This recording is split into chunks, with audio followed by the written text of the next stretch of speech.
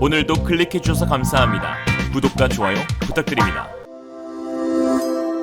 Realism. 전차는 현대전에서 가장 중요한 무기로 지상전의 황제라는 별명에 걸맞게 압도적인 화력과 기동력으로 전장을 주도합니다. 현대전에서 장거리 정밀 무기와 공격 헬기가 등장하면서 근접 전투가 사라질 것이라는 군사 전략과 함께 한때 전차 무용론이 대두되기도 했지만 모든 전쟁은 지상군이 대지의 승리의 깃발을 꽂아야 종결되므로 21세기 전장에서 역시 전차는 가장 중요한 무기입니다. 세계 각국은 전장의 승리를 위해 보다 뛰어난 차세대 전차를 개발하기 위해 노력하고 있는데요. 특히 최근 마치 3차 세계대전이라도 일어날 듯한 분위기인 러시아와 우크라이나의 대립구도 속 전차의 시대가 다시금 부활할 조짐을 보이고 있습니다. 여기에 4차 산업혁명 기술을 전차에 접목하려는 시도도 활발히 진행되고 있죠. 한반도에서도 전차는 매우 특별한 존재로 여겨집니다. 바로 6.25 전쟁 당시의 기억 때문인데요. 당시 북한은 소련제 T-34 전차 240여 대로 무장해 기습적으로 38선을 넘어왔고 전차의 강력한 위력 앞에 전선은 낙동강까지 밀려났습니다. 이는 우리나라의 전차의 중요성을 각인시켜 한국 육군이 포방부가 된 계기가 되었고 현재 한국은 포병 전력만큼은 세계 군사력 1, 2위인 미국, 러시아만큼 뛰어날 지경입니다. 현재 대한민국 육군을 대표하는 전차는 3.5세대 K2 전차로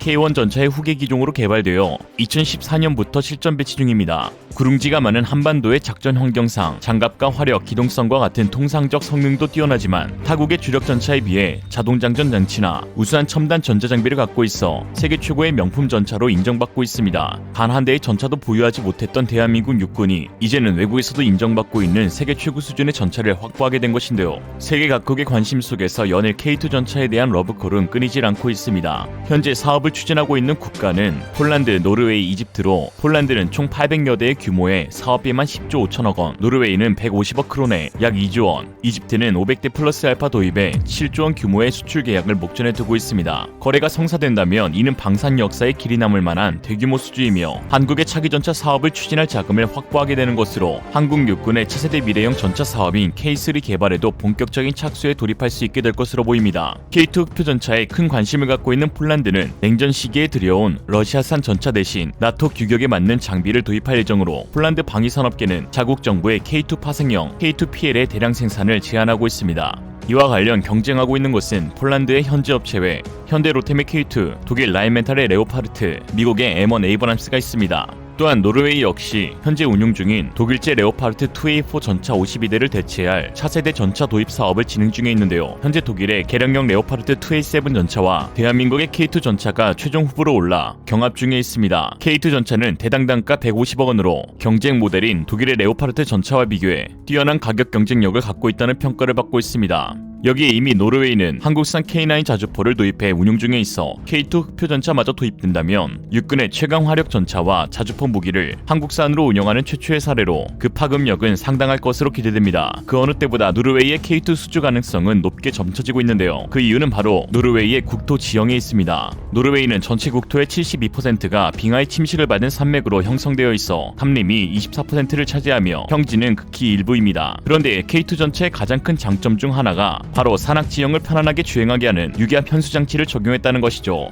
M1 에이브람스나 레오파르트2 전차는 토션바형 현수 장치를 장착하고 있는데 고지에서 아래를 내려보는 방식의 경우 토션바 방식을 쓰게 되면 차체를 많이 노출할 수밖에 없고 토션바 방식은 진동이 심해 탑승한 승무원에게 더 큰 피로감을 준다는 단점이 있습니다. 이러한 진동은 명중률에도 영향을 끼칠 수밖에 없죠. K2에 탑재된 유기압 현수 장치는 복잡한 구조와 최신 기술답게 극히 일부 국가만 운용하고 있는데요. 이전 모델인 K1 전차에서부터 자랑이었던 유기압 현수 장치를 활용한 이른바 무릎 꿇기 능력은 그 작동 속도가 기존 K1 전차에 비해 월등히 향상되었을 뿐만 아니라 이제 한쪽 무릎만 꿇거나 아예 엎드려버릴 수도 있어서 험하고 협소한 지형에서도 쉽게 공격을 가할 수가 있습니다. 또한 모든 바퀴가 독립적으로 완전하게 움직일 수 있는 전차는 현재 전 세계에서 K2 흑표가 유일합니다. 당연히 최신의 전차답게 바퀴 조절 능력이 컴퓨터에 의해 조종되는 유일한 전차이기도 하죠. 이집트 역시 최근 열린 이집트 방산 전시회에 참여한 K2 전차에 엄청난 관심을 보이고 있습니다. 이집트는 최근 1년 동안 급변한 이스라엘과의 관계에 따라 포병 전력 증강에 더욱 박차를 가하고 있는데요. 이 두 국가는 과거 4번이나 전쟁을 벌였을 정도로 앙숙으로 이집트는 최근 수십 년 동안 기갑전력 현대화에 투자했지만 여전히 이스라엘에 비하면 질적 열세를 보이고 있습니다. 현재 이집트 육군이 1100여 대 운용 중에 있는 주력 M1A1 전차는 1970년대 기술로 개발된 44구경장 120mm 활강포를 탑재한 노후화된 전차입니다. 이제 그만 보내줄 때가 됐죠. 이러한 구형 전차로는 이스라엘 신형 전차의 방어를 뚫을 수 없습니다. 최근 세계 전차 기술의 대세는 55구경장 모델로 바뀌고 있는데 포신 길이가 연장되면 포탄 속도와 파괴력도 높아지기 때문이죠. K2는 현대 위하에서 생산한 55구경장 120mm CN08을 장착했는데 M1A1 전차의 포신에서 발사한 포탄은 2000m 거리에서 600에서 650mm 장갑판밖에 관통하지 못하는 반면 K2 전차는 2000m의 거리에서 무려 800에서 850mm의 장갑을 관통시킬 수 있습니다. 또한 방어력에서도 현존 최고의 성능을 갖고 있다고 평가받고 있는데요. K2 우편은 55구경장 120mm 주포에서 발사한 K279 포탄을 방어하는 시험평가에서 방어에 성공하며 800mm에서 850mm의 전면 방어력을 증명했습니다. 여기에 현재 K2 우편은 센서 기반의 무장이 타겟을 획득하는 것을 방해하는 소프트킬 능동방어 체계 APS를 장착하고 있어 대전차 유도미사일을 감지해 대응 역마탄을 발사하고 회피 기동이 가능합니다. 즉 APS가 없는 초기형 3세대 전차는 대전차 미사일 등에 손쉽게 관통당해 생존성의 위협을 받지만 APS가 장착된 전차들은 최소한 한 번의 공격은 무마시킬 수 있고 빠른 연막 사용을 통해 우회 기동을 하여 발각된 위치에서 벗어나 재반격을 할 수 있습니다. 실제로 레오파르트2 M1 에이브람스에는 APS가 아직 도입되지 않았는데 2017년 레오파르트2를 앞세운 터키군이 IS가 보유한 대전차 미사일에 의해 10대 이상 파괴되었고 2대는 포획당하는 수모를 겪으며 무적이란 칭호를 무색해 만들었습니다. 군사 전문가들은 터키군이 보유한 레오파르트2 전차는 30년 전에 생산된 2A4 모델로 능동방어 체계를 갖추지 못한 것이 가장 큰 이유였다고 분석합니다. 성능도 성능이지만 이집트는 독일과의 무기 거래가 현재 불가능한 상황으로 독일은 인권 침해 국가의 무기 수출을 제한하는 국제조약과 북대서양 조약기구 나토 회원국이 아닌 나라의 무기 수출을 금하는 자국 방침을 세웠습니다. 한마디로 기술력, 가격 경쟁력, 국제이해관계 측면 어느 것을 따져봐도 이집트가 선택할 수 있는 대안은 사실상 K2 전차가 유일한 것이죠. 현재 현대로템은 K2 전차 3차 양산 사업 수주를 통해 방산 부문 안정적인 수익원을 확보하고 지속가능한 사업 기반을 마련할 수 있게 되었습니다. 여기에 K2 전차의 해외 수출 성사가 가시화됨에 따라 K3로 불리는 차세대 전차 개발에도 탄력이 붙을 것으로 예상되는데요. 군은 2030년대 매치를 목표로 차세대 전차 개발에 착수했습니다. K3에는 인공지능 전차, 레일건 장착 등 기존의 전차와는 전혀 다른 수준의 성능을 목표로 하고 있는데요. 차세대 전차의 동력 계통은 기존의 파워팩이 아닌 하이브리드식 고효율 전기 추진 시스템을 채택했습니다.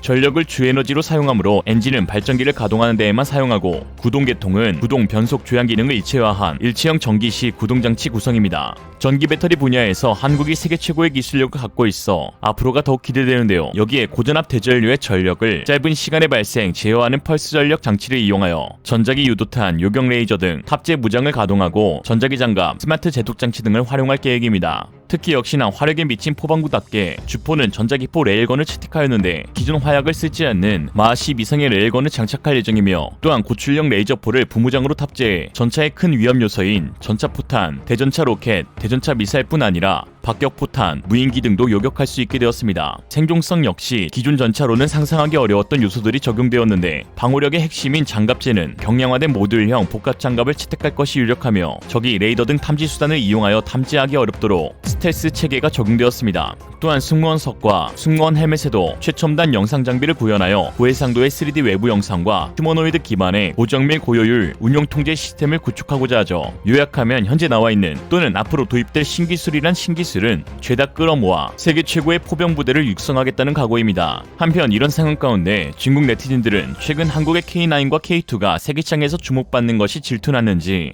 자국의 구구식 전차가 세계 최고라고 어이없는 주장을 하고 있는데요. 모든 것이 가짜인 중국답게 중국군이 밝히고 있는 구구식 A2 전차의 성능은 카탈로그 데이터 기반 모두 허구로 도배되어 있습니다. 카탈로그대로라면 미쳐도 이렇게 미친 전차가 없습니다. 미친놈이에요. 모든 분야에서 그냥 최고 수준이라고 하는데요. 소설도 이렇게는 안 쓰겠습니다. 125mm 활강포 탑재해 관통력은 980mm 라질 않나 1800m 거리에서 포탄을 무려 7발이나 막아냈다고 주장합니다. 미친놈들. 그러나 역시 이를 믿는 사람들은 아무도 없죠. 매년 열리는 전차 바이애슬론 챔피언십에서 중국 전차들이 당하고 있는 수모는 차마 눈뜨고 보기 민망할 정도입니다. 사실 중국 전차의 무능함은 이미 1989년 6월 4일에 증명되었는데요. 그 수많은 전차들이 바로 한 사람의 용기에 의해 가로막혀 있기 때문입니다. 이 사진만 보면 중국인들이 다들 그렇게 도망가니 세계가 두려워하는 중국 전차가 아니라 중국인만 두려워하는 중국 전차라는 아이러니. 이처럼 허위 스펙만 늘어놓고 퍼레이드 전용으로 전락한 중국 전차를 보니 갑자기 전차 이행시가 떠오릅니다.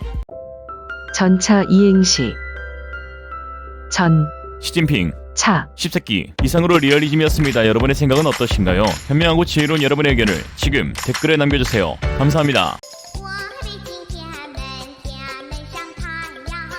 Ready to roll out! He's like a little angel that killed 50 million people.